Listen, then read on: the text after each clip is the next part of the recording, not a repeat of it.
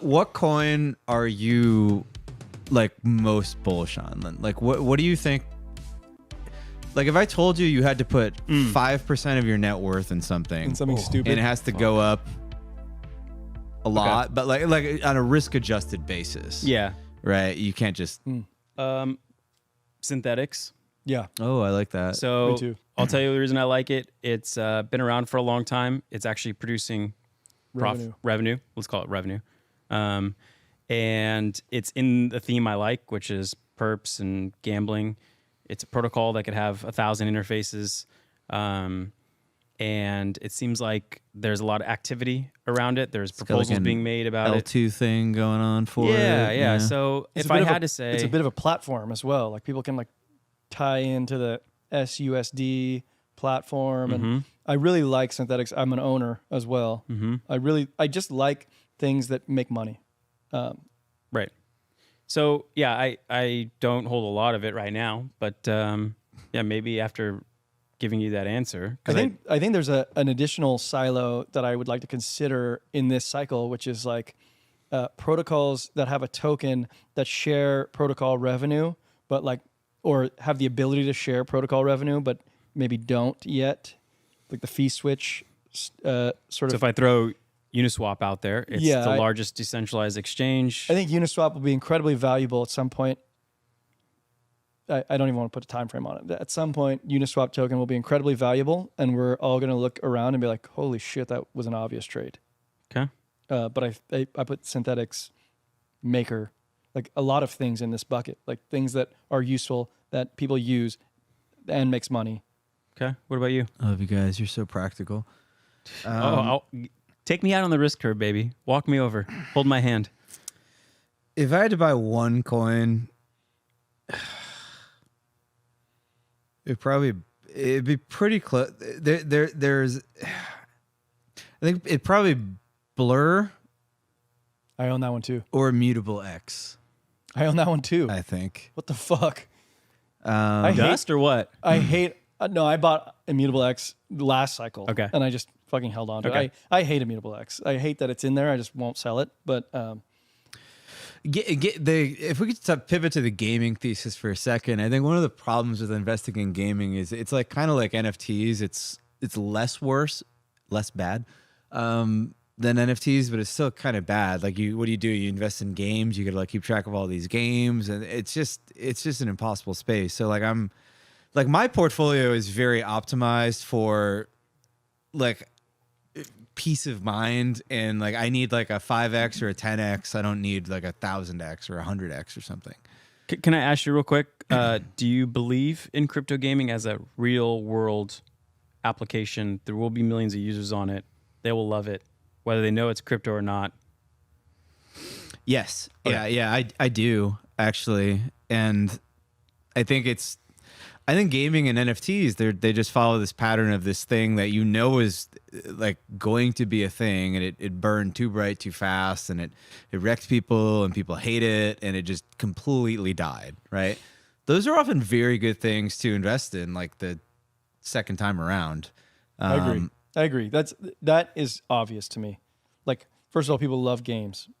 So like those will always exist, and just applying NFTs to it or whatever. But does having the money component like take away the fun in the game, where like you might stress out about playing the game because like no, man, I think games are just gonna have some in between thing where it's like you're not playing it for the money, but like you play and then you have this stuff, and they're like, oh, like there's value here, I can trade it. I can own my things. There's like, for example, Call of Duty is a popular game, right? But I don't play it. There'll be some people who are like, they don't necessarily care about playing the game as much, but they make stuff for the game, and they're cool with that, and it's not like it ruins their joy. I do think you bring up a good point, though. I think you bring up a good point, like where it can't be for money. Like the game can't be for money. The game has to be for fun. The money exists in the background, maybe for the power users or whatever. I think you saw this with like World of Warcraft or something. Like I think people would like build up a character so big with the baddest items, and they would actually sell those accounts to others. Like, yeah, I mean, I thought about pickleball when I thought about this. So you play pickleball, you play it for fun, right? You don't play it to make money. But if you look at the pickleball ecosystem, there are people who are in it for money.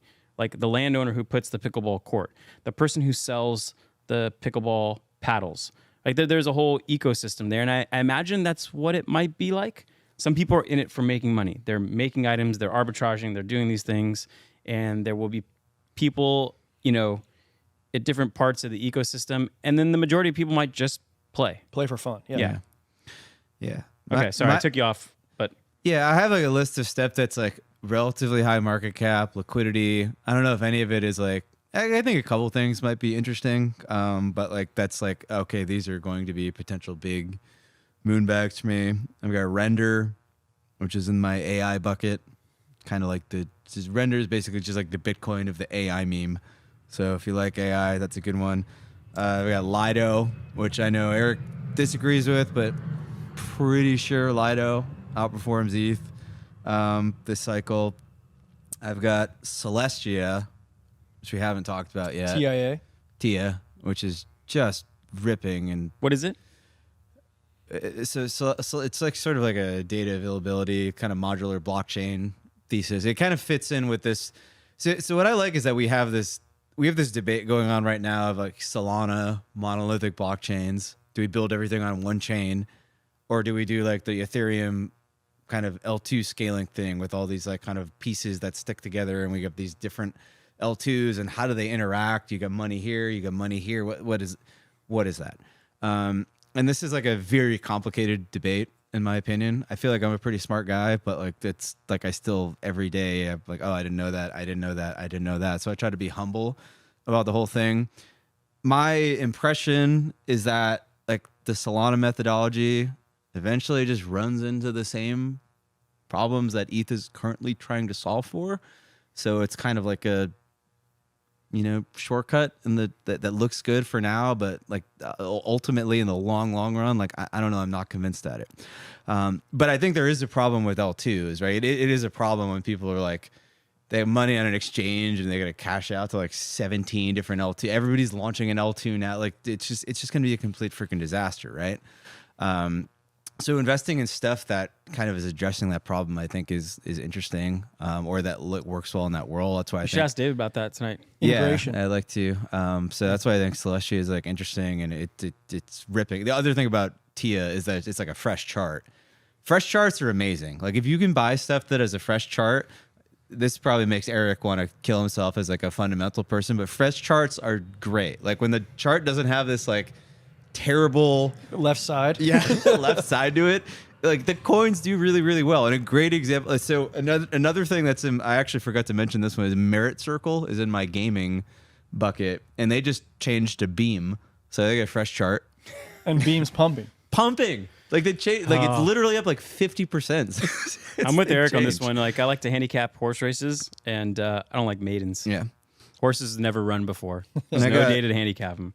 And we should probably wrap this discussion, but like I got one more thing that I think is interesting now that there's like a new thing for me where it's like, ooh, I want to own this, and that's Near protocol. Okay. I think Near is basically, Near was doing like the alt L1 thing before. Explain to me like I'm 5, please. What Near? does Near do? Yeah. The explain it to you like I'm 5. It's like, oh, it's Ethereum, but it's faster and cheap. Like it's been around for a while. Yeah, it was one of those like last cycle. It came kind of late, and feel like I kind of missed the boat and didn't really get like a good pump in, but people still kind of got wrecked on it. But it seems now that they're pivoting a little bit, and they're building some sort of like interoperability layer that actually can sort of connect L2s together. So the idea in the future would be like you're just using some app. You don't even know that the money's on different L2. Like you could basically, like instead of having this sort of 7-day period where you have to move money off one thing, like you could do it in like 3 to 4 seconds. And I think it's going to plug into EigenLayer to do that, which I think is pretty cool. Chart looks really good. It's got like ton of upside to me. Not a lot of people I think are talking about it yet, so that is something I am adding to my portfolio now that was like not even on my radar even like 2 weeks ago. Here's something that nobody mentioned, but I feel like it deserves at least like 30 seconds. It's like we have this like very crypto native type of dialogue going on right now. If I think about where crypto is going, right, not where the puck is, but where it's going, I imagine that like a lot of the incumbents will want to utilize some of blockchain's technology. They would probably want to use some permissionlessness, open at all times, some transparency, but they're going to want their own walled garden of profitability still. And I think the only player that can kind of like integrate between those narratives, like that game, is Chainlink. So I feel like Chainlink is a hedge against myopia in like a crypto native world. Like we're missing like how this thing actually looks. I like Chainlink. Oh, Adam in the chat just reminded me, he's asking for a deeper dive in the AI bucket. Yeah, maybe we'll do that in irresponsibly long episode or something. Cool. There's one other thing I forgot that I'm considering now, and that's like the data, like the storage. So like Filecoin, Arweave, I think maybe have a place in that bucket. I haven't allocated yet. I mean, I've said for a while the Filecoin chart looks good, and it's like Korean coin.